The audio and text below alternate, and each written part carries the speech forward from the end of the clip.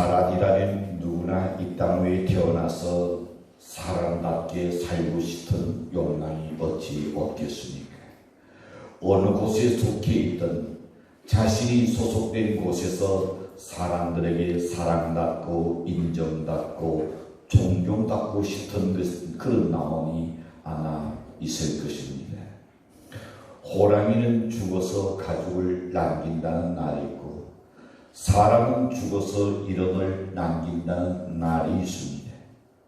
과연 우리는 우리의 인생을 뒤돌아 보았을 때에 나는 나의 죽음을 향하여 나의 시신을 바라보고 내 죽음의 귀한 길에서 뭐라고 나를 평가할까? 자신을 위해서 열심히 살다가 갔다고 끝날 것인가? 아니면 정말로 나의 죽음을 향하여 그 사람은 이 부서에서, 이 일에서, 이 사역에서 좀 더 쉬겠던 인물이었는데 안타깝게 여기는 그런 사람으로 살고 있을 것입니다. 사람들은 누구나 훌륭해지기를 원합니다. 위대한 사람이 되기를 소원하고 있습니다. 우리는 흔히 생각하기를 모든 쥐나 아는 명예를 갖고 큰 일을 많이 한 사람만이 위대하다고 생각하지만은 그러나 꼭 그런 나는 아닙니다. 어려운 환경 속에서도 자신을 지킬 줄 알고 정직하게 살고 바르게 살고 성실하게 살면서 세속에 물들지 아니한 성도라면 얼마나 위대하고 아름답고 훌륭한 사람일까 말입니다. 한 가난하고 불행한 소년이 있었습니다. 그는 일찍이 아버지를 잃었습니다. 남은 가족은 정신질환으로 앓고 있는 어머니가 계셨고 포도주 통을 수리하고 있는 장애인 삼촌이 계셨습니다. 소년은 극심한 영양실조로 인하여 폐결핵을 얻었습니다. 정상적인 생활이 매우 불가능한 그런 상황에 이르렀습니다. 그러나 소년은 성실성과 열정을 소유하고 있었습니다. 초등학교에 담임 교사인 루이 제르댕이라는 그 교사가 이 소년의 천재성에, 즉 천재적인 문학성을 발견하기 시작합니다. 그래서 이 소년에게 언제나 격려해주며 위로해주며 따뜻한 말 한마디를 넘겨줬습니다. 그는 가난과 질병을 문학을 향하여 열정으로 극복하기 시작했었습니다. 삶의 아픈 상처를 작품으로 소화시켰던 겁니다. 많은 명작을 남겼습니다. 나이 44세에 노벨 문학상을 받았습니다. 이 사람의 이름은 프랑스의 최고의 작가인 알베르 까뮈입니다. 여러분, 양질의 옥도 갈지 않으면 결코 명tun이 될 수가 없는 것입니다. 아무리 좋은 자질이 타고났다 할지라도 그것을 갈고 닦아야만이 빛이 나게 나리는 것입니다. 바람이 심한 곳에서 자란 나무들이 땅속에 깊이 뿌리를 내리는 도입니다. 노련한 어부는 풍랑이 일 때에 자기의 실력을 발휘할 수 있는 겁니다. 장수의 명예는 어디서 얻을 수 있습니까? 평날 때입니까? 아니요. 전쟁터에서 장수가 명예를 얻을 수가 있는 겁니다. 인간의 모든 시련을 통해서 연단을 받게 되는 겁니다. 그리고 고난 뒤에는 하나님의 선물이 준비되어 있습니다. 19세기의 영국 작가 찰스 킹슬리는 다음과 같은 글을 썼습니다. 내일 아침 일어나실 때 당신이 좋아하든 좋아하지 않든 해야 할 일이 있는 것에 대해 감사하십시오. 만일 해야 할 일이 있어서 그 일에 능력을 다해 수행했다면 당신의 내면이 자제력과 건전함과 만족감 등 게으른 사람들은 결코 알지 못하는 수많은 덕이 쌓여질 것이다 라고 말했습니다. 노동은 하나님의 명령입니다. 성경에는 곤연하게 일할 것을 촉구하는 구절들이 많이 있습니다. 여러분은 여러분의 일에 얼마나 충실하십니까? 존 밀턴은 더 나은 시를 쓰기 위해서 하루도 빠짐없이 새벽 4시에 일어났다고 밀턴은 이야기합니다. 여러분에게 주어진 일이 직장이 되었든 아니면 교회의 일이든 아니면 가정이나 사회든 간에 어떤 분야든 내게 주어진 일에 충실할 수 있는 연대식을 축복합니다. 만일 우리가 어떤 일을 하든지 간에 나음을 다하여 죽게 한다면 주님 우리의 수고를 통하여 우리뿐만 아니라 다른 사람들의 필요까지도 채워주실 줄로 확신합니다. 거기다가 우리 신앙인으로서의 믿음을 지키고 주를 위해서 일생을 바쳐 순교자적 신앙을 갖고 주의 사역에 일하는 청년들이 있다면 그는 더욱더 값지고 위대한 사람이 될 것입니다. 우리들의 모델 같은 삶을 살고 때로는 주의 사역에 종사한 이가 바로 사도 바울입니다. 오늘은 사도 바울에 관해서 잠시 생각해 보겠습니다. 첫째는 위대한 일꾼은 자기를 위해 살지 않고 그리스도를 위해서 사는 사람이어야 합니다. 고린도서 10장 31절에서 말씀합니다. 너희가 무엇을 먹든지 마시든지 무엇을 하든지 다 하나님의 영광을 위하여 하라. 어떻습니까? 여러분이 어떤 일을 하든 간에 무엇을 하든 어디를 가든 하나님의 영광을 위한 것이 되어지기를 바랍니다.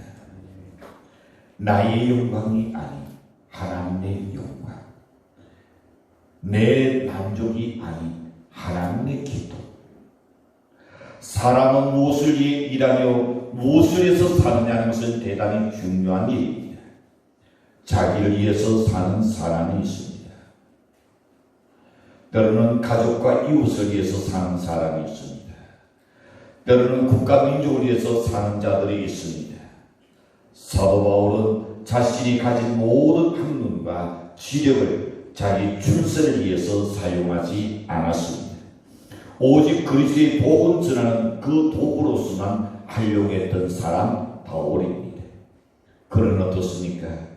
그는 가말리엘의 문화에서 바리새인 중에 바리새인이라고 칭할 만큼 훌륭한 사람이었습니다. 그는 엄격한 교육을 받은 사람입니다. 바리새인이 되었으며 학문도 또 풍부했던 사람이었습니다. 그의 직업은 어떻습니까? 사내들인의 그 직장을 갖고 있었습니다. 날아가는 새도 떨어뜨리는 그런 권세 있는 힘있고 권세 있는 그런 직업을 지니고 있었습니다. 그런데 어느 날 바울이 예수를 만난 이후에 아그리파 왕도 이야기합니다. 바울아 네가 미쳤다.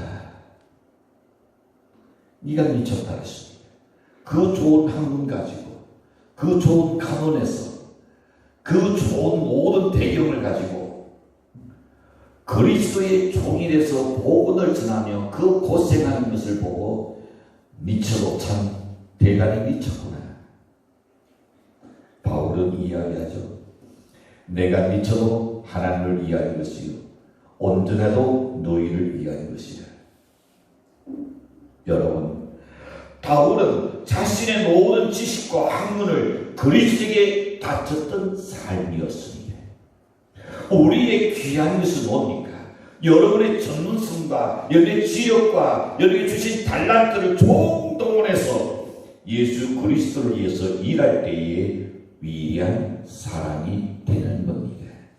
바울은 그의 특권도 그리스도를 위해서 바쳤습니다. 그는 나면서부터 로마의 시민권을 가진 사람입니다. 그는 자신의 가진 권리로서 권력으로서 세력을 얼마든지 쓸 수 있는 사람이었습니다.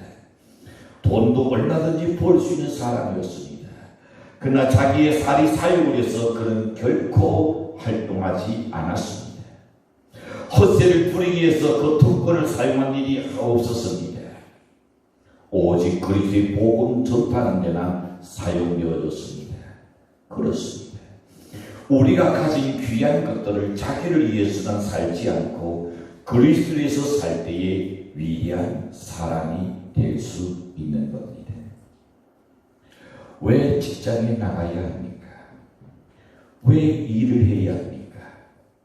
내 잘먹고 편안하게 살기 위해서 그렇게 돼서는 안 됩니다. 왜 우리가 성공해야 합니까? 왜 출세해야 합니까? 왜 높은 자리에 앉아야 합니까? 하나님의 영광을 위해서가 될 수 있기를 축복합니다. 사이에 공헌하기 위해서라야 합니다. 복음을 더 힘있게 그리고 권위있게 생명있게 전하기 위해서라야 할 줄로 믿습니다. 거기에 가치관을 두어야 합니다. 그곳에 우리는 목표를 세우는 자가 위대한 사람이 되는 겁니다. 여러 인원과 세상은 간 것 없이 오직 나는 낮아지고 나는 손해보더라도 나는 좀 섭섭한다 할지라도 나의 행하는 모든 것을 통하여 하나님이 기뻐하신다면 우리는 감사하고 그 일에 헌신할 수 있어야 하라고 믿습니다. 또 번째 생각해 봅니다. 위대한 일꾼은 세상 것도 가지는 즐거움보다는 영적인 즐거움 속에 사는 사람입니다. 로마서 14장 8절에서 그걸 우리에게 이야기해 줍니다. 바울은 사는 것도 죽는 것도 오직 그리스도를 위해서라 그랬습니다. 세상 즐거움을 추구하지 않았습니다. 영적인 즐거움 속에서 살았습니다. 아마 은혜를 경험하신 분들 기억하실 겁니다. 하나님의 은혜를 탁 받으니까 어떻던가요? 세상 것이 그렇게 부럽지 않습니다. 하나님의 은혜를 탁 받고 나니까 어떻던가요? 세상에서 얻을 수 없는 그 즐거움이 그 희열이 가슴 속에서 얼마나 벅차던가요? 제3난 성교의 회원님들은 세상의 즐거움이 어떤 것에 가여 있다고 생각합니까? 다른 이가 갖지 못한 것, 내가 더 많이 가진 것에 거기에 즐거움을 찾습니까? 그것은 착각입니다. 헛되집니다. 돈이 없어 돈 많이 가지면 행복할 것 같다. 정말로 그럴까요? 그렇지 않아요. 가지면 가질수록 더 불안합니다. 그걸 잃어버리지 아니하려고, 놓지 않으려고, 망가뜨리지 않으려고. 여러분, 이 세상 것을 우리가 가지면 순간적인 즐거움이나 우아함은 있을지 모르나 진정한 즐거움은 결코 될 수가 없는 겁니다. 주 예수보다는 귀한 것은 없네. 세상의 명예와 권세와 그 어떤 것도 주님과 바꿀 수 없는 것이 여러분의 진정한 고백이 될 수 있기를 축복합니다. 어떤 한 아주머니가 공원에 산책을 나가셨습니다. 그런데 낮은편에서 자기 앞집에 사는 두 아이가 형제가 사이좋게 손을 흔들면서 그리고 그러고 있었습니다. 아이들도 그 아주머니를 알아보고는 다가가서 공손하게 그 아주머니에게 인사를 건네는 거였습니다. 그런 아이들의 모습을 보면서 그 아주머니는 참 기특하기도 하고 뭘 줄 것이 없나 했더니 자기 손에 자두 3개가 있었습니다. 그래서 인사로 돌아가는 아이를 불렀습니다. 그랬더니 동생이 그 아주머니가 부른 쪽으로 달려갔습니다. 아주머니는 그 동생에게 자두 3개를 주면서 형제가 사이좋게 나누어 먹어라. 그리고 줬습니다. 아이는 고맙습니다 하면서 인사하고는 그리고 형에게 왔습니다. 동생은 손안에 자두 3개. 마음의 갈등이 생겼습니다. 4개 겉으면 2개씩 나눌 건데, 2개 겉으면 1개씩 나눌 건데, 이거 3개다 말이야. 이 동생이 가만히 생각하다가, 형, 아주머니가 4개 자두를 줬으니까 나는 2개 먹어야 되고 형은 1개 먹어.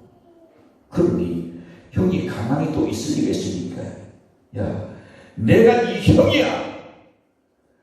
내가 2개 먹어야지 어떻게 네가 2개 먹는단 말이냐. 이래가지고 자두를 1개 더 먹느냐 덜 먹느냐 이것 때문에 형제간에 싸움이 일어나고 말았습니다. 차라리 자두를 받지 않았을 때는 손을 흔들고 손을 잡고 사이좋게 갔는데, 자두가 손에 들어오면서부터 형제간에 불화가 생겼습니다. 여러분, 오늘 우리 주시는 좋은 메시지입니다.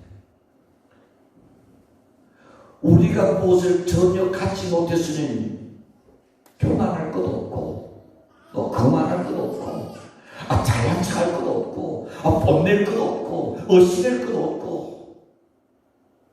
그런데 뭔가 내가 남들보다 조금 더 낫다, 조금 더 가졌다, 하면 조금 더 배웠다.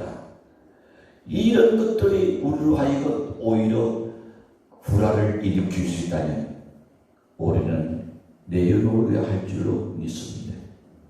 욕심이 있는 곳에는 무엇이 있다? 성경에는 다툼이 일어난다 했습니다.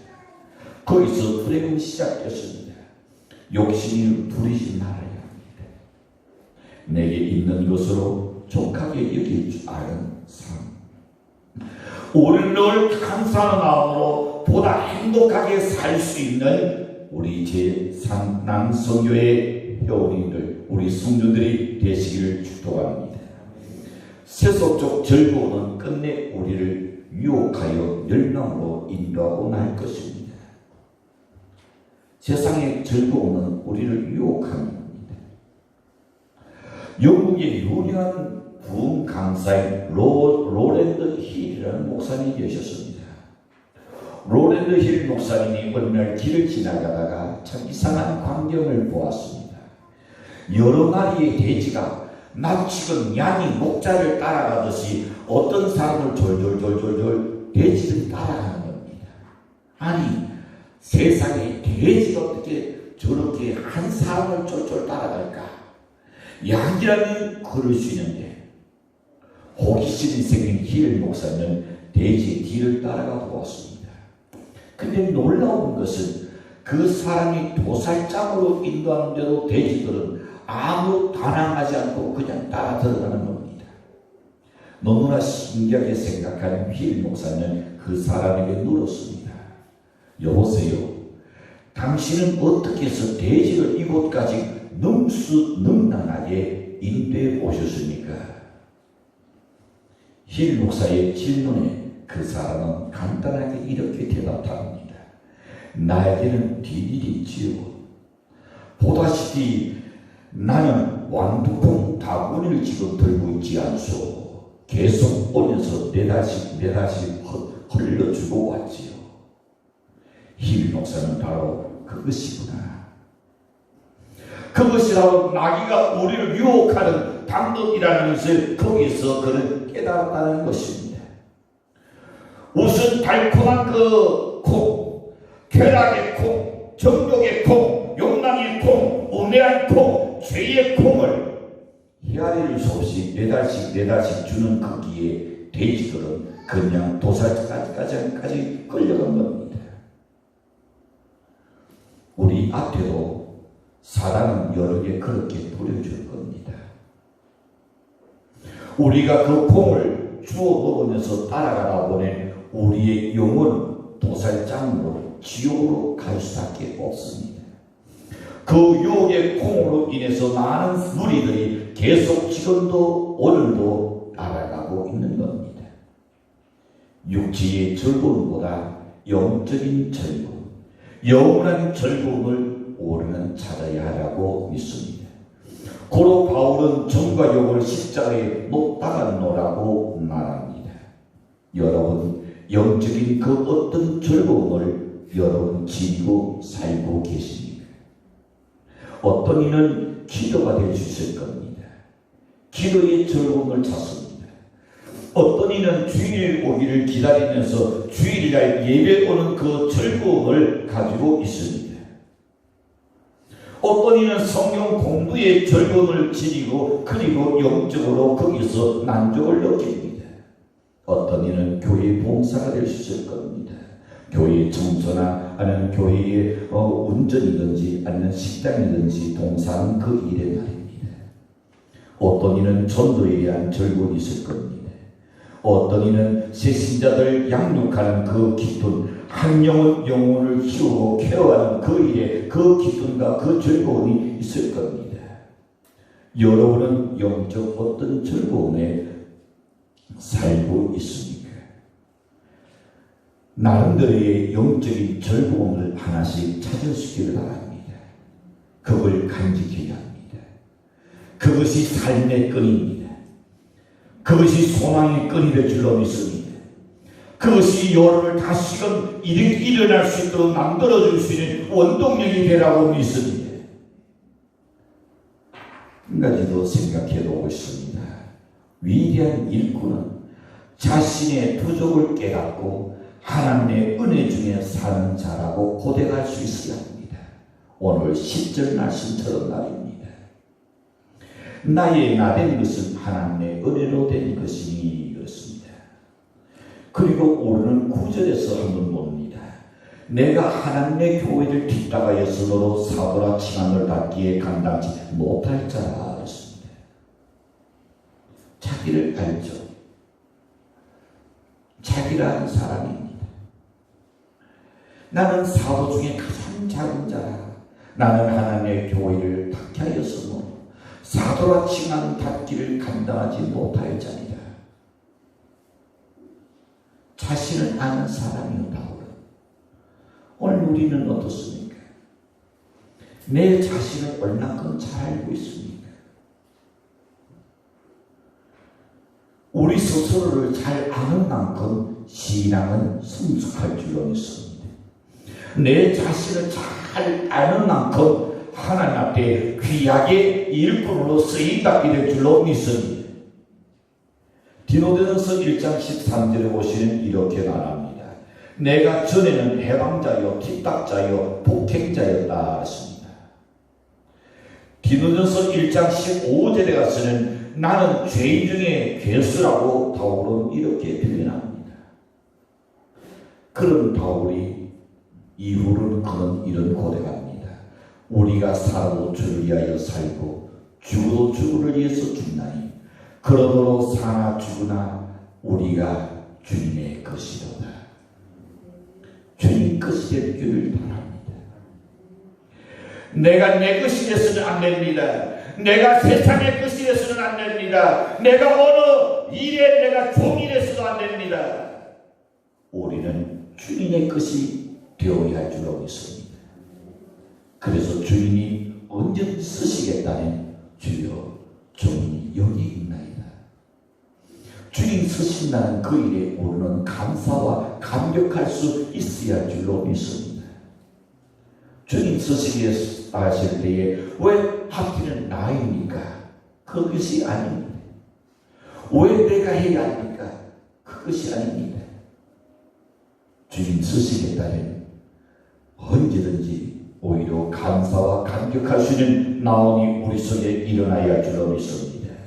성서를 읽어보는 선자 중에 사도 바울처럼 세상에 낙을 누리지 못한 사람은 아마 별로 없을 겁니다. 왜? 우리가 잘 아는 대로 일생 동안 그는 결혼하지 않은 사람입니다. 독신으로 지냈습니다. 바울에게는 사랑하는 아내가 없습니다. 귀여운 아들과 딸들의 성장 속에서 즐거움도 없습니다. 오늘 모처럼 애기 놓고 출산하고 그리고 헌화식하고 그 후에 이제 금방 코로나가 생겨가지고 나오지 못하다가 오늘 처음으로 나온 우리 자녀님이 있었습니다. 애기를 안고 왔어요. 그 사이에 많이 컸습니다.